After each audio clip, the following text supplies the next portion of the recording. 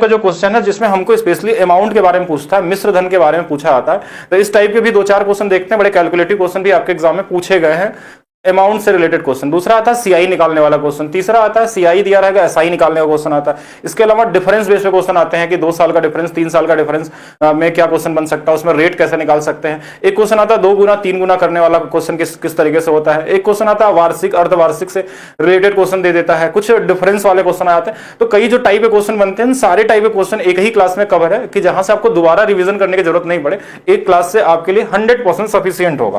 तो पहला क्वेश्चन देखते हैं। जैसे क्वेश्चन हमारे पास क्या है, ये क्लास उन्हीं के लिए है जो लोग पहले से पढ़े हैं थ्योरी, उनको ये ज्यादा अच्छे से समझ में आएगी कि ब्याज की गणना वार्षिक चक्रवृद्धि ब्याज पे करने पे 10% वार्षिक चक्रवृद्धि ब्याज की दर से निवेशित धनराशि 2 वर्षों में इतनी हो जाती है।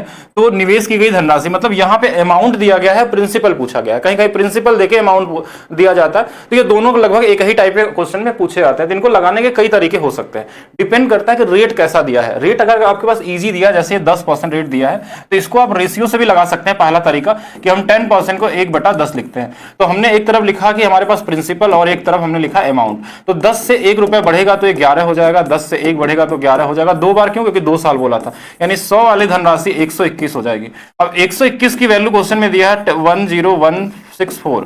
अब इसकी वैल्यू हमको निकालना था। अब यहाँ पे टाइम अपना बर्बाद नहीं करना है कैलकुलेशन करने में कि भाग देने में समय बर्बाद करें, क्योंकि यहाँ हमारे पास एग्जाम में बहुत कम समय होता है।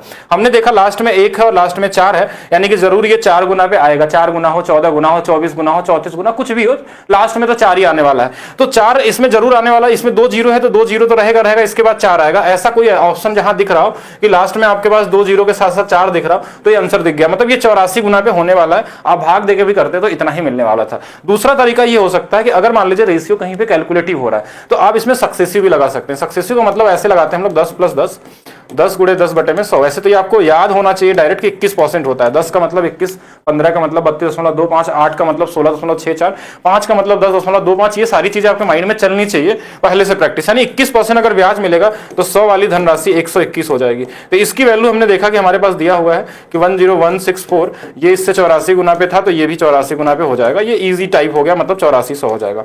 अब फिर बात आती है क्या हमेशा ये इजी क्वेश्चन आएगा आपके एग्जाम में या इजी तरीके से कटने वाला? नहीं, तो कैलकुलेटिव भी आ सकता है, पॉइंट में भी आ सकता है। तो उसके लिए क्या कर सकते थे, एक तरीका और समझेंगे साथ में कि हम इसमें यूनिट डिजिट या डिजिटल सम का भी यूज करेंगे। मान लेते हैं हमारे पास कोई धनराशि था। तीसरा तरीका समझिएगा। तीसरा तरीका ये होगा कि कोई धनराशि मान लीजिए x रुपए था और इसको हमने 10% बढ़ाया। 10% बढ़ाया मतलब ये 110 बटे में 100 हो जाएगा और 110 बटे में 100 हो जाएगा। तो इसके बराबर में ये हमारे पास कितना आने वाला है? 10164 आने वाला है। अब इधर दोनों तरफ का डिजिटल सम निकालेंगे। जैसे इधर का डिजिटल सम 2 और 2 2, ये x गुणे में 4 आ गया। और इधर का डिजिटल सम देखिए 6 4 10, 10 और 1 11, 1 12, 12 मतलब 3 आ गया।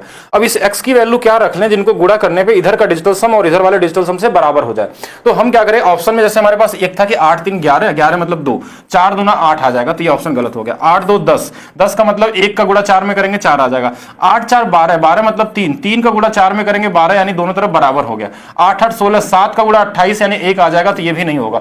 तो कहीं ना कहीं अगर आपको लगे कि क्वेश्चन कैलकुलेटिव है तो गो विद डिजिटल सम वाले मेथड से, कि दोनों तरफ के डिजिटल सम मेथड को अगर इक्वल करके देख ले कि किस वाले ऑप्शन से आ रहा है, तो वो भी लग सकता था।